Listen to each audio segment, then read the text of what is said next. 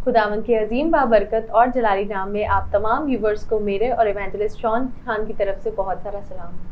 हमारा दिल निहायत शादमान है आज के दिन के लिए कि खुदावंद हमें एक और नए एपिसोड के साथ आप लोगों के सामने लाया है और मेरा ईमान है कि आप सब खुश होंगे क्योंकि खुदावंद की यही मर्ज़ी है कि हम हमारे घराने खुश रहें।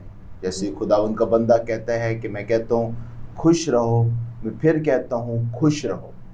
और आज हमारे साथ खुदावंद के खादम पास्टर राहिल जॉन जो हमारे इस चैनल ग्रेस नेटवर्क के टीम मेंबर भी हैं और वो हाउस ऑफ ग्रेस के पास्टर भी हैं, और उनकी एहलिया सिस्टर सदफ जॉन। हम आप दोनों को वेलकम कहते हैं अपने शो में। मैं और मेरा घराना शो में हम आप दोनों को वेलकम कहते हैं और ज़रूर है कि आज हम आप दोनों के साथ गुफ्तगू करेंगे, स्पेशली आपके घराने के बारे में जानेंगे और फिर जो आपने एक्सपीरियंसेस जो तजर्बे हासिल किए हैं उन्हें भी जानेंगे, और फिर खुदावंद का कलाम क्या कहता है, किस तरीके से आपने खुदावंद के कलाम को इम्प्लीमेंट किया अपने घरानों में, अपने पेरेंट्स से क्या तालीम पाई। तो बहुत सारी गुफ्तगू करेंगे आज, लेकिन उससे पहले ज़रूर है कि आप लोग अपना इंट्रोडक्शन कराएं कि बेसिकली आपके घराने का कैसे आगाज़ हुआ। यीशु मसीह के बाबरकत जलाली नाम में इस्लाम। और इट्स एन ऑनर, खुशी हुई आप लोग के शो में आके। हम इधर ही होते हैं, बहुत सारी चीज़ें कर रहे होते हैं। ये हमारी पार्ट का हमारी एक लाइफ का ये बहुत इंपॉर्टेंट पार्ट है बेस नेटवर्क टेलीविज़न। और आपका शो में देख रहा था पहले दिन से, कोई एपिसोड हमने मिस नहीं की। खुदा आपको बरकत दे। बहुत ज़बरदस्त आप लोग काम कर रहे हैं, हम सब भी कर रहे हैं। We are a team over here. और मैं ये समझता हूँ कि जो काम खुदा ने आप दोनों से लेना था वो आपसे ले रहा है। इंट्रोडक्शन के लिए मैं ज़रूर कहूँगा कि सदफ ज़रूर हमें हमारे फैमिली के बारे में, अपने बारे में बताए आपको। मसीह खुदा के नाम में आपको सलाम। मेरा नाम सदफ जॉन है और हम काफ़ी सालों से खुदा की खिदमत कर रहे हैं और मैं और मेरा घराना आपका प्रोग्राम देख रहे हैं। मेरे बच्चे बहुत छोटे हैं और जब भी हम लगाते हैं तो वो एकदम से आपको दोनों को पहचानते हैं, तो वो बैठ जाते हैं, चाहे उन्हें समझ आ रही हो या ना आ रही हो। लेकिन शुक्र खुदा का कि वो आपके प्रोग्राम को देख रहे हैं और मैं बहुत बरकत पा रही हूँ क्योंकि नए नए गेस्ट आते हैं और नई नई खुदा की कलाम की बातें और इसका फ़हम सीखने को मिलता है। खुदा आप दोनों को बहुत बरकत दे। और हमारी फैमिली का आगाज़ इस तरह हुआ कि जब मैं और राहील मंगनी के रिश्ते में जुड़े, तो मंगनी से पहले हम बिल्कुल एक आम इंसान थे जो एक नॉर्मल मसीह होते हैं। मेरे कहने का मतलब है कि हम खुदावंद में नहीं आए थे और खुदावंद को शख्सी तौर पर नहीं जानते थे। सो मंगनी और शादी के दरमियानी जो वक्त था वो बहुत ब्लेस्ड था और मैं समझती हूँ कि इसमें खुदा ने हमारी ज़िंदगी में एक प्लान रखा हुआ था कि शादी से पहले मैंने इन दो इंसानों को एक करने से पहले ये बना देना है। सो ऐसा हुआ कि जब हमारी मंगनी हुई तो चूँकि मैं इनके साथ मुंसलिक थी तो खुदा ने इनकी ज़िंदगी में काम करना शुरू कर दिया। और चूँकि मैं इनके साथ मुंसलिक थी तो जो इनकी ज़िंदगी में काम हो रहा था वो मुझे सुनने को मिलता था। तो मेरी ज़िंदगी में भी पाकरू ने काम करना शुरू किया और इसी तरह हम लोगों ने इन्होंने बपतिस्मा लिया और बाइबल स्कूल किया। इसी तरह फिर इनके वसीला से मैंने निजात को पाया और फिर मैंने भी अलग जगह से बाइबल स्कूल किया।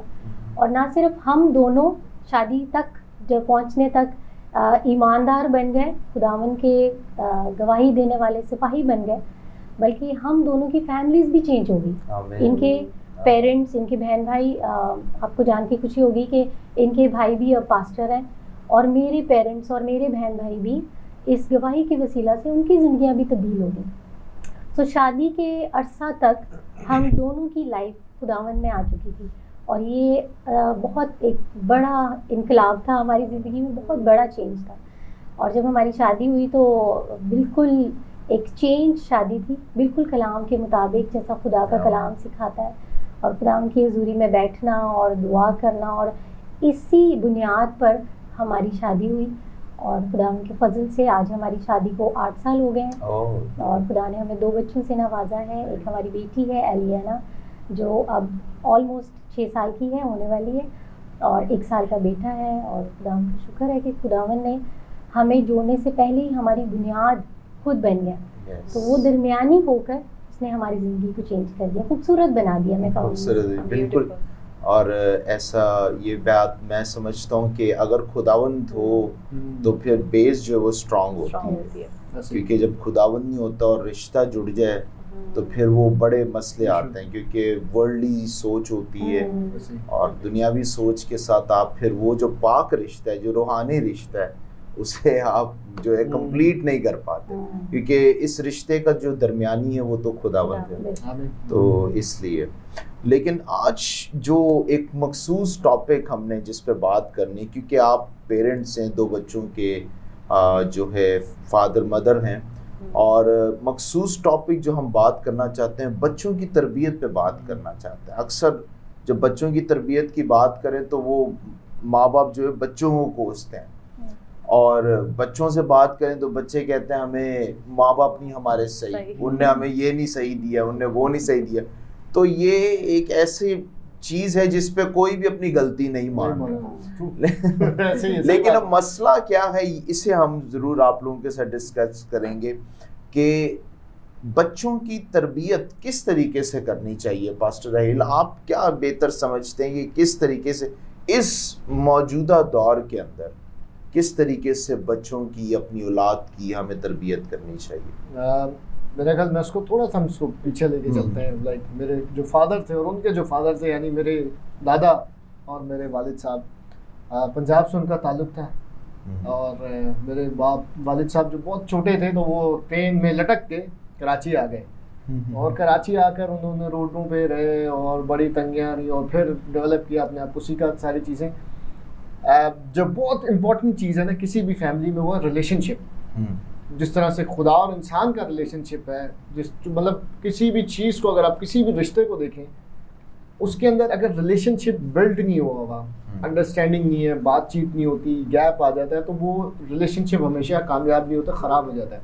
सेम एज अज़दवाजी ज़िंदगी देख लें, बच्चों की ज़िंदगी देख लें, क्योंकि हमारा पॉइंट और टॉपिक ज़्यादातर बच्चों की परवरिश है, इसलिए हम उसी बात पे रह के बात करते हैं। तो मेरे वालिद साहब और मेरे जो दादा थे, उनका आपस का कोई अंडरस्टैंडिंग नहीं थी, कोई मोहब्बत नहीं था, फैमिली बॉन्डिंग नहीं थी ना, आपस की रिलेशनशिप में बॉन्डिंग का होना बहुत ज़रूरी है। तो उसकी वजह से, उनका रिलेशनशिप ख़राब होने की वजह से, मेरे वालिद साहब, जब मुझे खुदा ने उनके घर में पैदा किया और जब मैंने होश संभाली, तो मेरे जो फादर थे वो बहुत स्ट्रिक्ट इंसान थे, बड़े सख्त तबीयत के इंसान थे, दिल के अच्छे थे, और बहुत सारी अच्छी चीज़ें हमने उनसे अडॉप्ट की हैं, सीखी हैं। किसी की मदद करना, झूठ नहीं बोलना, कसम नहीं खाना, या किसी को धोखा नहीं देना, ये सारी हमने चीज़ें सीखी। मैंने अपनी बात करता हूँ मैं, लेकिन साथ ही साथ वो जो एक रिलेशनशिप होता है बाप और बच्चे का, या बेटे और बाप का, वो मैंने कभी अपनी फैमिली के अंदर, even with my mother also, मैंने कभी वो बॉन्डिंग देखी नहीं। तो उसका रीज़न बिहाइंड ये था, जो मुझे समझ आया मसीह में आने के बाद, मैं इतना मजबूत हो गया कि जो रिलेशनशिप के अंदर जो अंडरस्टैंडिंग क्रिएट होनी चाहिए थी उनकी और उनके फादर्स की, वो कभी नहीं हुई, क्योंकि उसकी लैकिंग उनकी ज़िंदगी में आई, और वही लैकिंग साथ ही साथ उनकी ज़िंदगी में ट्रांसफ़र होने के बाद वो उनके घराने में ट्रांसफ़र हो गई। इसको मैं इस तरह से भी कहूँगा कि एक कर्ज के अंदर ज़िंदगी, खानदान, लाइफ चल रही थी, मतलब दादा पर फिर मेरे बाप, लेकिन यीशु मसीह के खून के बायस और उसको कबूल करने के सबब से वो मेरी ज़िंदगी से कर्ज ब्रेक हो गया, टूट गया। मैंने आपको बताया कि जब बच्चा छोटा होता है ना, या बेटा हो या बेटी हो, इस पर भी हम बात करेंगे। मेरी वाइफ जो है वो इस बात में सोच के आएंगी कि इसके ऊपर हम इसको थोड़ा सा ज़रूर इसके ऊपर बात करेंगे। जो बच्चे होते हैं उनके लिए जो उनका रोल मॉडल होता है ना, वो उनके माँ बाप होते हैं। जब बच्चा 1 साल से लेके, या पैदा होने के समय, एक इसलिए कह रहा हूँ क्योंकि थोड़ी सी उसको होश आ जाती है, समझ आ जाती है, 1 साल से लेके 6, 7, 8 साल तक के लिए उसकी माँ जो है ना, उसका सब कुछ होता है।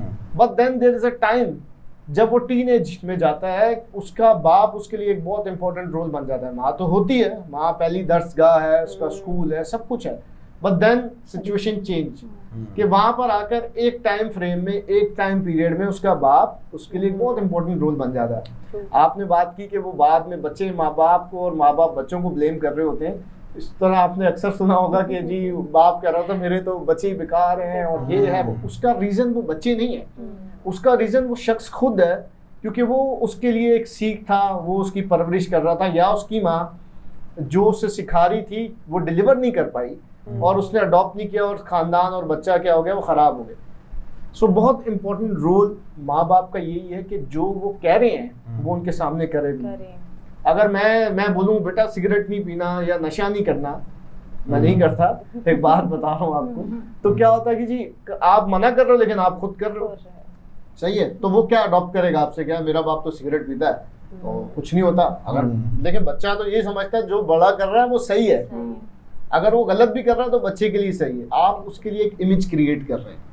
और फिर इसी के साथ साथ इस बात को भी, जहाँ पे मैंने आपको बताया टेन्योर आ गया यहाँ पे, टीनेज में बाप, अब बच्चा या बेटी या बेटा स्कूल जा रहे हैं तो स्कूल के अंदर उसका बाप जो है उसके लिए हीरो होता है, उसके लिए सुपरमैन होता है, उसके लिए जो है वो कैप्टन प्लैनेट होता है, जो भी कार्टून वो देख रहा होता है उस वक्त, या तो वो उसके लिए ऐसी एक इमेज रखता है अपने बाप के लिए कि मेरा बाप किसी को भी मार सकता है, मेरा डैडा बहुत ताकतवर है, इसमें बहुत जान है, ये इसको हरा देगा, ये उसको मार देगा। ये सारी इमेज एक बच्चे की जहन में डेवलप हुई होती है। लेकिन अब्यूजिंग होकर अगर एक बाप एक माँ अब्यूज़र हो जाती है, यानी कि एक सख्त दिल और डांट डपट और उसकी एक परवरिश उस तरह से इस कलाम के मुताबिक नहीं करती, तो फैमिली जो है वो गैप के अंदर आ जाती है, रिलेशनशिप बॉन्डिंग नहीं बनता, टूट फूट हो जाती है, फिर नशे आ जाते हैं बच्चों की ज़िंदगी में। फिर क्या होता है, बच्चे को जब जो है वो तवज्जो नहीं मिलती घर से, मोहब्बत नहीं मिलती, प्यार एक बहुत इंपॉर्टेंट बात है, उस पर भी हम थोड़ा सा ज़रूर बात करेंगे। जब उसको वो मोहब्बत नहीं मिलती, वो लगाव नहीं मिलता, वो इम्पोर्टेंस नहीं मिलती, तो बच्चा क्या करता है, फिर दूसरी चीज़ों की तरफ भागता है, नशे की तरफ, किसी गलत सोबत में, किसी ऐसे दोस्त के पास जो उसे वक्त देता है, उसको इम्पोर्टेंस देता है। मैंने अपनी ज़िंदगी में सब कुछ सहा, मतलब जो कुछ करने की कोशिश की, मेरे बाप ने डांटा और बिठा दिया और ये सब, लेकिन यीशु मसीह का फजल इतना बड़ा हुआ मेरी ज़िंदगी में कि जब मैंने मसीह को कबूल कर लिया तो वो रिग्रेट्स, वो सारी चीज़ें कि मैं ग्रज या वो बच्चे कंफ्यूज होते हैं, डरे हुए, डरापन या ज़िंदगी में नहीं कर सकते, डीमोटिवेशन, सब कुछ ज़िंदगी से निकल गया। And I am a self motivated person now. अच्छा राहिल भाई, एक बात जो आपने की, क्या बाइबल के मुताबिक बच्चों को मारना डांटना क्या ये जायज़ है? देखें, बाइबल हमें ये बताती है, कलाम इस बारे के अंदर ये बात कहता है कि भाई जिससे वो प्यार करता है उससे छड़ी भी कोड़े भी लगाता है। और फिर यहाँ पर एक जगह और भी एक हवाला हमें मिलता है जहाँ पर खुदा का कलाम बता रहा है कि छड़ी उठा लेना बच्चे के लिए गलत नहीं है, सही, बट हर एक चीज़ की लिमिट होती है ना। अब ऐसा नहीं कि मैं अपने बच्चे को इतना मारूं कि वो खुदा ना खास्ता कि वो अपनी ज़िंदगी खो दे या मर जाए, या फिर इतना मारने, अच्छा ऐसा भी होता है, अच्छा आपने बड़ा ज़बरदस्त सवाल आपने किया है कि बच्चों को इतना डांटा और मारा जाता है, इतना अब्यूजिव हो जाता है माँ बाप सिखाने के चक्कर में कि भाई ये सीख लेना, इसको मारो, बेल्ट लेके और ये निकालो और वो निकालो, कि वो जो है वो फिर भागी हो जाता है, उससे भागने लग जाता है, फिर उसको मार जो है ना कोई असर नहीं करती, वो ढीठ हो जाता है। तो आपका जो प्यार है ना, असल जो मार है वो प्यार की है। जब आप प्यार में अंदर आप उसको समझाते हैं, बिठाते हैं, ठीक है कोड़े लगाना चाहिए, छड़ी उठानी चाहिए, तरबियत के लिए ये सब कुछ करना पड़ता है, लेकिन इन अ लिमिट, जिस लिमिट के अंदर आप समझते हैं कि एक मसीह होते हुए जो कलाम हमें बता रहा है, हम उस लिमिट में रहते हुए हम इनको सिखाएं, उसी लिमिट में रहना चाहिए, उससे बाहर नहीं जाना चाहिए। बहुत ही ज़बरदस्त गुफ्तगू चल रही है, इसको मज़ीद कंटिन्यू करेंगे एक छोटे से ब्रेक के बाद। देखते रहिए प्रोग्राम में और मेरा घराना।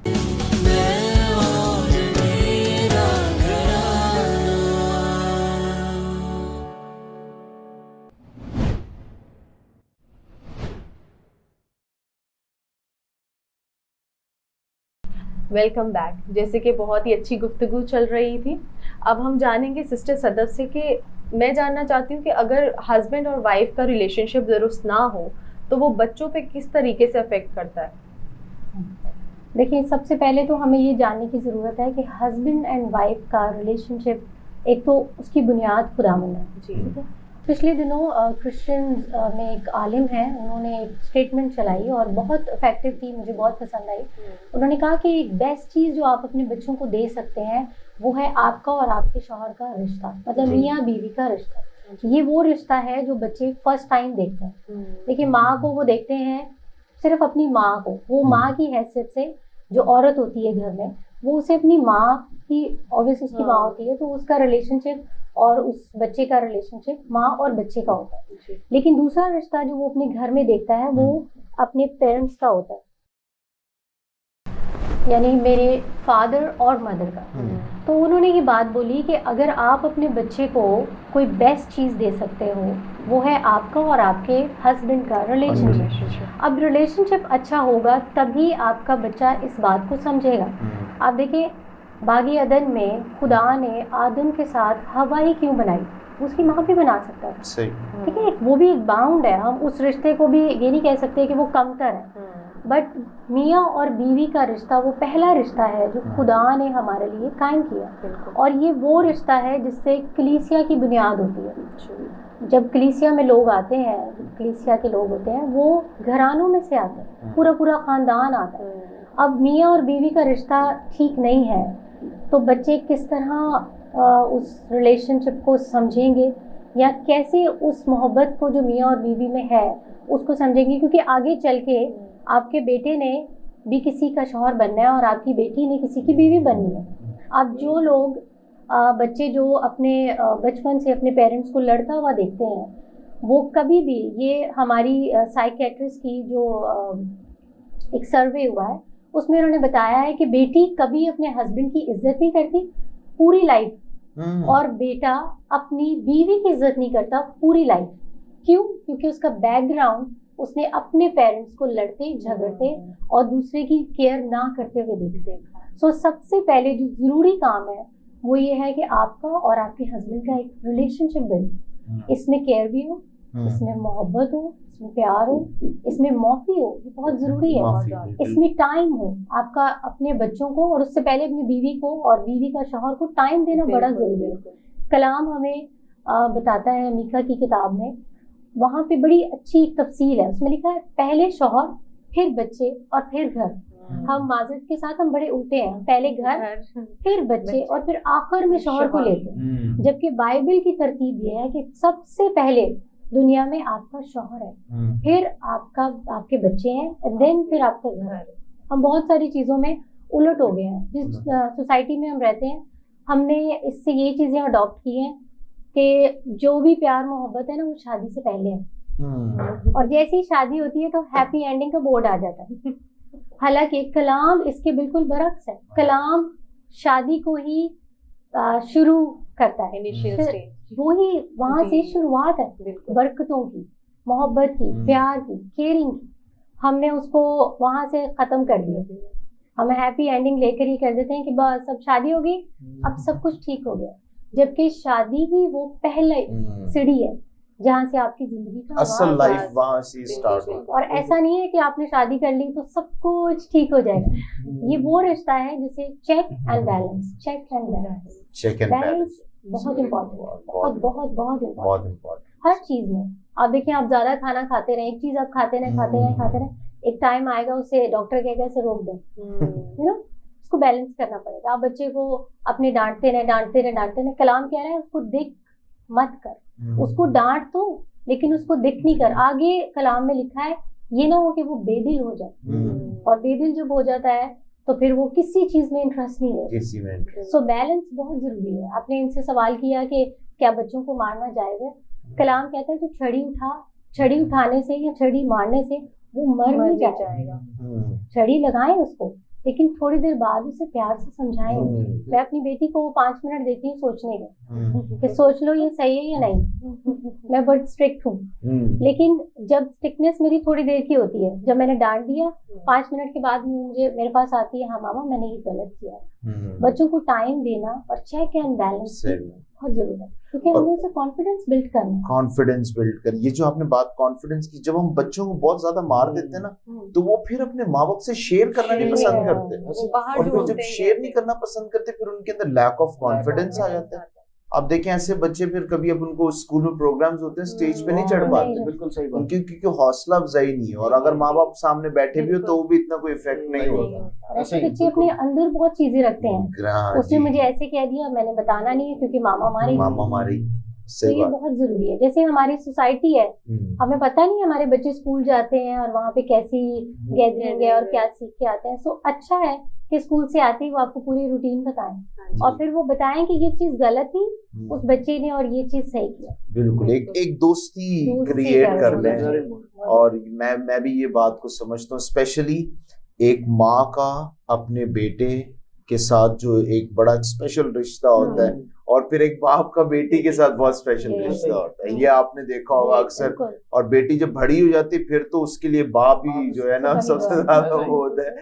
तो ये एक बहुत अच्छा रिश्ता होता है। मैं समझता हूँ फ्रेंडशिप होना बहुत लाजमी है, जिसमें शेयर करना, जब वो दिल को आपके सामने खोलेंगे, बातों को रखेंगे, फिर काम जो बच्चे दिल में रखते हैं बातें फिर वो बाहर वालों को बताते हैं। अच्छा, बाहर वाले आप अच्छा जानते हैं कि पेरेंट्स कभी भी अपने औलाद का नुकसान नहीं चाहिए, लेकिन बाहर वाले मतलब से उन्हें सलाह दें जिसके अंदर मतलब हो, और फिर ऐसे ही बच्चे फिर खराब होते हैं, फिर नशे में मुलव्विस होते हैं, या कोई ऐसी चीजों में लड़कियां खराब राहों पर चली जाती हैं जिसकी वजह से नस्ल तबाह हो जाती है। और मैं समझता हूँ पास्टर राहिल, इस वक्त हमारी नस्ल बहुत इम्पोर्टेंट है, खुदावंद का वक्त करीब है, और मैं चाहता हूँ कि हमारी जो क्रिश्चियन कम्युनिटी है स्पेशली, कि हमारे जो नौजवान नस्ल है अब अच्छी अच्छी पोजीशंस पर आए, एजुकेशन हासिल करें और खुदावंद के लिए बढ़ चढ़ कर जो है हिस्सा लें। लेकिन जैसे हम बात कर रहे थे कि ये सारी चीजें तो होंगी, लेकिन इससे पहले कि माँ बाप की एक परवरिश है, माँ बाप को एक परवरिश करनी अपनी औलाद के लिए जो वेरी इम्पोर्टेंट है। और जब आप बात कर रहे थे कि मोहब्बत की, सिस्टर आप बात कर रही थी, मोहब्बत होनी चाहिए, रिलेशनशिप माँ बाप का, हस्बैंड एंड वाइफ का दुरुस्त होना चाहिए, उसमें एक बड़ी अजीब चीज है जो जिसे लोग डिस्कस करने से बहुत डरते हैं। और वो ये चीज है कि क्या वाइफ को मारना जायज है?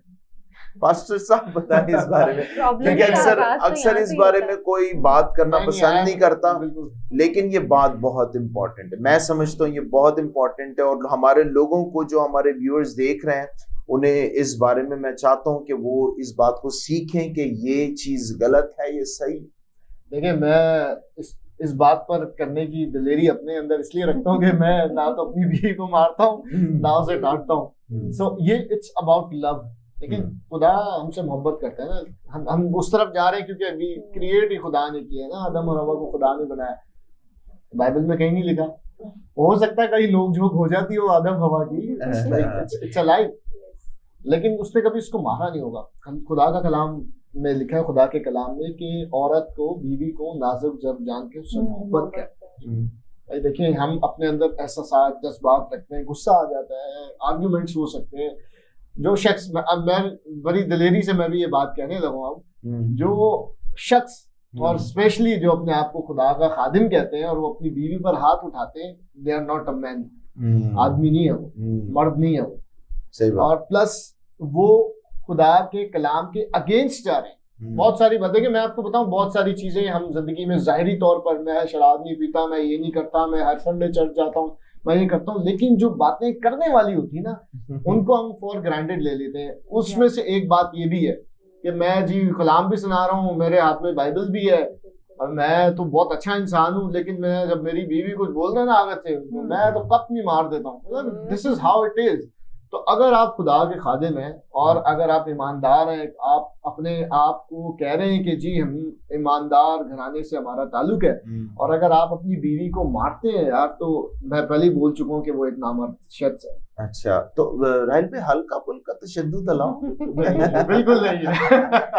देखिए, मैं आपको बताऊं, जो कलाम के अंदर लिखा है कि बीवी जो है ना, वो खुदा की तरफ से तोहफा है। तो आप भी ब्लेस्ड हैं तोहफे में, और हम भी हैं, और खुदा का शुक्र है कि खुदा ने मेरे को एक वाइस वाइफ दी है, समझदार साउंड माइंड वाइफ दी है खुदा ने। ये एक बरकत की बात है, जो चीज़ों को समझती है, जो चीज़ों को तोलती है, जो चीज़ों को मैनेज करती है, उसको पता है कि उसने कैसे करना है। और इन सारी बातों की बात वही पहली बात पे आ जाती है कि जब आपकी फाउंडेशन या बुनियाद मसीह यस्सु होता है ना, तो फिर सारी चीजें अपलिफ्ट होती हैं, ऊपर की तरफ जाती हैं, आप नीचे नहीं आते। आप सोच में, आप विजडम में, आप घराने को चलाने में, अपने रिलेशनशिप में खुदा को लेके चलते हैं, यीशु मसीह को उसके अंदर दरमियानी बना कर रखते हैं, सब चीजें स्मूथ हो जाती हैं। अच्छा, एक चीज एजुकेशन से मुताल्लिक बच्चों की, मैंने देखे हमारे लोग जो है इसको ज्यादा इम्पोर्टेंस नहीं देते, लेकिन आप देखें अकॉर्डिंग टू एजुकेशनल स्टैंडर्ड बच्चों के अंदर कॉन्फिडेंस बिल्ड करना ये बहुत लाजमी है, बहुत बहुत जरूरी, बहुत लाजमी, क्योंकि उससे आगे उनकी जिंदगी जुड़ी हुई है। बिल्कुल। आप इंटरव्यू देने जाएं, हम्म, अगर वो कॉन्फिडेंस आप में नहीं देखेगा तो रिजेक्ट। ऐसे ही है। ठीक है जी, आप इंटरव्यू को अलावा आप किसी प्रोग्राम पे प्रोग्राम आप में। चले जाएं, अगर वो आपको गेस्ट बुला लें या चलें गेस्ट नहीं, वो आपको मौका दें जी, आप सिंगिंग कर लें या आप डांस कर लें या कुछ भी ऐसा बिल्कुल, प्रोग्राम बिल्कुल, बच्चों का जो होता है, बिल्कुल। तो उसमें बच्चे बहुत जो है ना वो Lack of confidence. Lack of confidence है। ऐसे ही और मैं इससे यूं समझता हूँ तरबियत की बहुत बहुत जो है कमी है। एजुकेशन स्पेशली दुनियावी एजुकेशन, लोग समझते हैं ये मैट्रिक करवा ली, इंटर करवा लिया, ये बहुत है। लेकिन मैं बन गए। ये भी लोगों की बड़ी ख्वाहिश होती है, Yes. या तो वर्शिपर बन जाए या हाँ, पास्टर बन जाए, तो जी जो है जिंदगी का सही मकसद मकसद पूरा हो गया है। ऐसे ही है।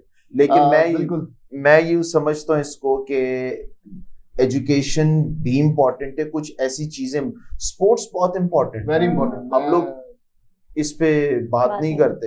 लेकिन मैं एक पढ़ रहा था किसी के बारे में कि वो ये मतलब इस चीज को बहुत इंपॉर्टेंस है। वो कहते हैं एक बच्चे के पास एक स्पोर्ट होना बहुत लाजमी है, फेवरेट, चाहे वो स्विमिंग हो, फुटबॉल हो या क्रिकेट हो।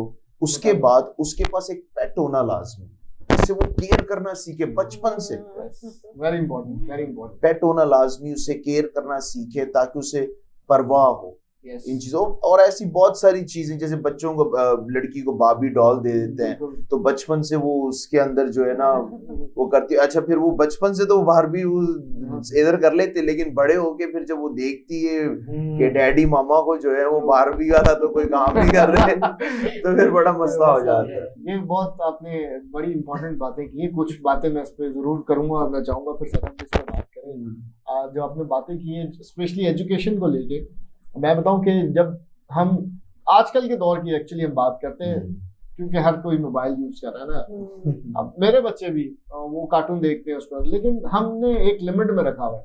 सदम इसके ऊपर बाद में जरूर बताएगी कि वो किस तरह से एली को चलाती है, जराया को किस तरह से क्या टाइम उसने स्केड्यूल्स रखे हैं, हर वक्त मोबाइल नहीं देते।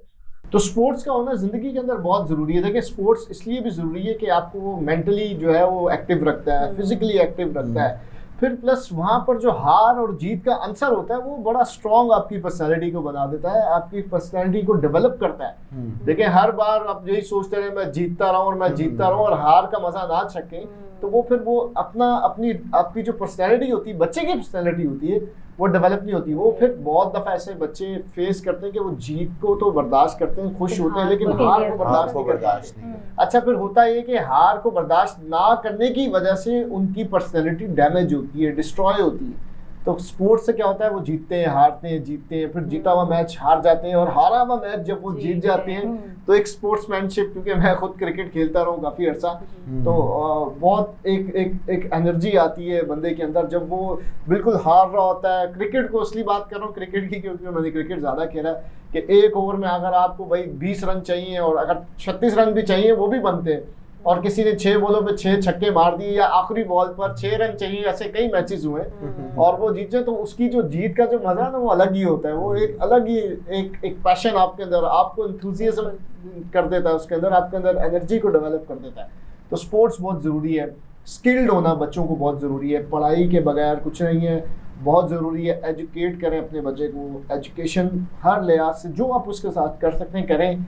Academic education it's very important, but मेरा अपना ज़ाती ये ख्याल है कि प्रोफेशनल क्वालिफिकेशन के जो है वो या स्किल एजुकेशन है वो बहुत ज़रूरी है, क्योंकि मैं खुद एक शेफ़ हूँ। ये बात तो हाँ जी बिल्कुल, मैं खुद शेफ़ हूँ and I started in a very low scale जब मैंने काम को शुरू किया और ये सारी चीज़ें, लेकिन खुदावंद का शुक्र है, उसका फजल है, फजल पर फजल है कि मैं डेवलप करता रहा, मैं आगे बढ़ता रहा। तो मैं इस बात को बहुत खूबी समझता हूँ कि हर मसीही नौजवान को, हर बच्चे को स्किल्ड होना बहुत ज़रूरी है।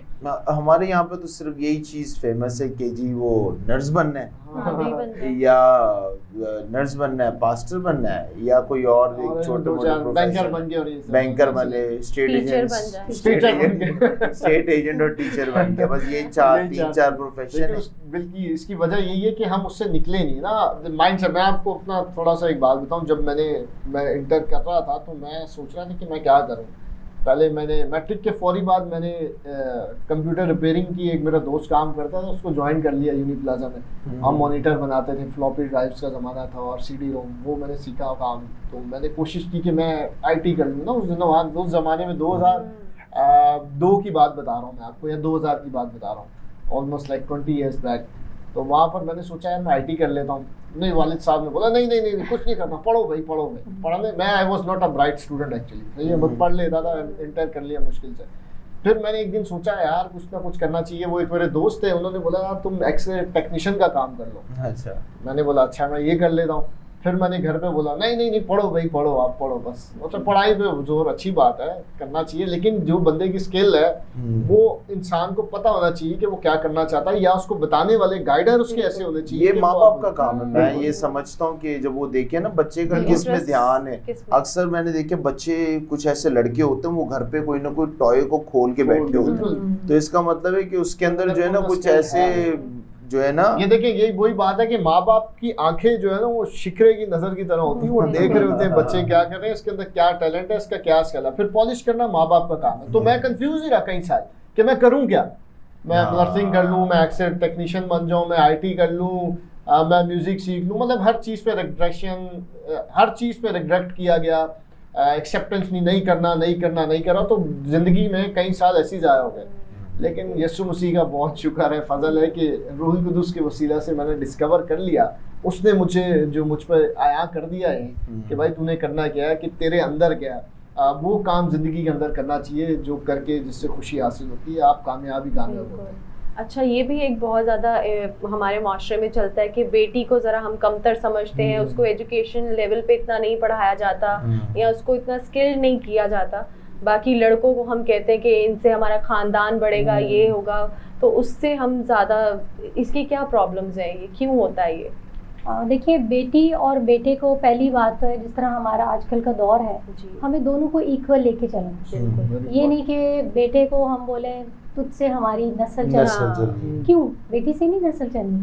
बस बेटी जो है वो भी अगले घर जाके उसके भी बच्चे होंगे, वही उसका काम होगा, वो भी किसी की बीवी बनेगी। जैसे हमारा बेटा किसी का शौहर बनेगा, ऐसे हमारी बेटी भी बनेगी। तो पहली बात तो हमें अपने जहन में ये रखनी है कि हम अपने बच्चों के लिए रोल मॉडल बने। जो हम करें वही हमारे बच्चे हमें देख के करेंगे। अगर मैं इनसे झूठ बोलूँगी तो बच्चे ऑब्वियस झूठ ही बोलेंगे। जहाँ बात है बेटी की, तो जो चीज़ बेटा देख रहा है वो भी बेटी भी वही देख रही है। सेम वही हर चीज़ जो बेटा देख रहा है वो बेटी भी देख रही है।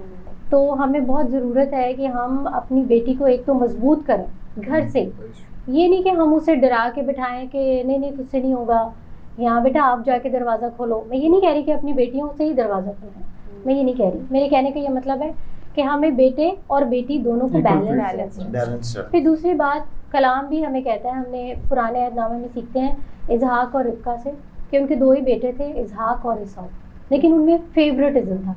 ये मेरा पसंदीदा बेटा है बहुत ज़्यादा, ये मेरी ये ठीक से पढ़ती नहीं है तो ये सही नहीं मैं करूँगी। मैंने अपने मुशाहिदे में, मैंने अपनी फैमिली में, ख़ानदान में कोई जानने वाले, उनके 4 बच्चे थे, 2 बेटियां और 2 बेटे।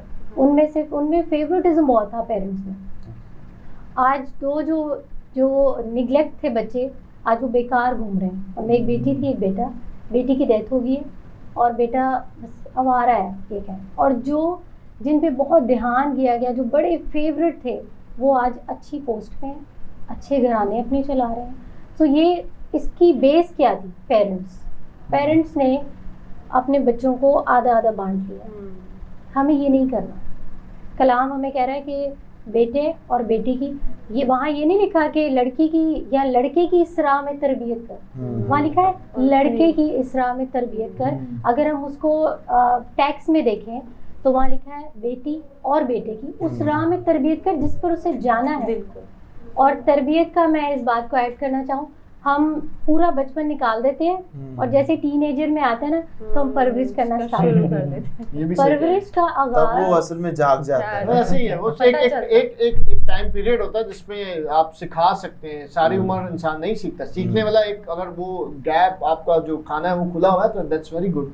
लेकिन इंसान की, जबकि टीनेजर जो है वो बड़ी मुश्किल से चीज़ों को समझते हैं। जो ठीक टाइम है वो 1 साल के बाद आपका टाइम शुरू होता है। शुरू हो जाता है। 1.5 साल में आप बच्चे पे सख्ती करना और प्यार करना, वो दोनों चीज़ों को समझता रहना। अच्छा, और फेवरेटिज्म जब आप बात कर रही हैं बच्चों के, मैं तो बाइबल की एक वर्स ये देखता हूँ, लिखा है औलाद खुदावंद की तरफ से मिरास। मिरास। ये नहीं लिखा कि बेटा बेटा बेटी खुदावंद की तरफ से मिरास है, हाँ। बेटी मिरास सही है, कह रहे तो उसकी वो कर, दोनों मिरास हैं, जिसकी वजह से मैं ये समझता हूँ कि हम पे रिस्पॉन्सिबिलिटी है कि हम दोनों की बराबर परवरिश करें, बराबर तरबियत दें, उन्हें एजुकेशन दें, सब चीज़ें उनके लिए करें। तो जैसे मैं बात कर रहा था कि एक बच्चे के लिए हर एक चीज़ बहुत इम्पॉर्टेंट है, चाहे वो लड़की क्यों ना हो। उन्हें इंस्ट्रूमेंट सिखाना चाहिए, उन्हें स्पोर्ट्स सिखाना चाहिए, और उन्हें कोई ना कोई पेट देना चाहिए ताकि वो केयरिंग सीखें। उनके साथ फ्रेंड्स हमें ऐसे जोड़ने चाहिए बचपन में। छोटे छोटे बच्चे हम लोग ऐसे कभी कभी गली में छोड़ देते हैं, अभी गली में कौन सा बच्चा उनके साथ मिल रहा है, तो हमें बहुत उन पे नज़र रखनी चाहिए कि उनके साथ फ्रेंड्स कौन से, ऐसे फ्रेंड्स जो वाकई में मतलब जिनके पीछे से माँ बाप ने भी उनकी अच्छी तरबियत की और हम उनके माँ बाप को जानते हो, तो ये चीज़ें एक बच्चे को एक अच्छा मुस्तकबिल देंगी। वरना वो बच्चा वही जैसे आप समझ रहे हैं कि आसपास लोगों के पास फिर रहे हैं बच्चे, खराब गली कूचों पे वो ही मिलेंगे, और वो बहुत आपको कॉमन है। लेकिन रेयर वो बच्चे हैं जो कामयाब हुए हैं, जो वाकई में खुदावंद के साथ सिंसियर भी हैं फिर आगे, क्योंकि उन्होंने लाइफ के अंदर देखा है कि हमारे माँ बाप ने सिंसियरिटी से खुदावंद को भी सर्व किया है, और बाकायदा ये रिस्पॉन्सिबिलिटी है औलाद होना। ऐसे ही अच्छी बात। ये कोई अगर ये वो तो आप जाहिर सी बात है पैदा तो कर लेते हैं, लेकिन पूरी उम्र गुजर जाती है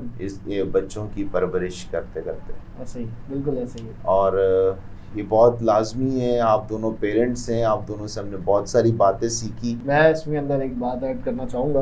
आपने अभी ये बात की बड़ी अच्छी कि हमें जो है बच्चों को, जो बच्चे इधर उधर चल जाते हैं एक्चुअली, इसका रीज़न ये भी है कि देखिए जब आप, हम वही घराने की बात आ गई ना, जब आपका घराना ही जो है वो उतना मजबूत नहीं है मसीह में, जब आपका घराना ही मसीह से दूर है या उसको इम्पोर्टेंस नहीं पता कि ख़ानदान कितना ज़रूरी है।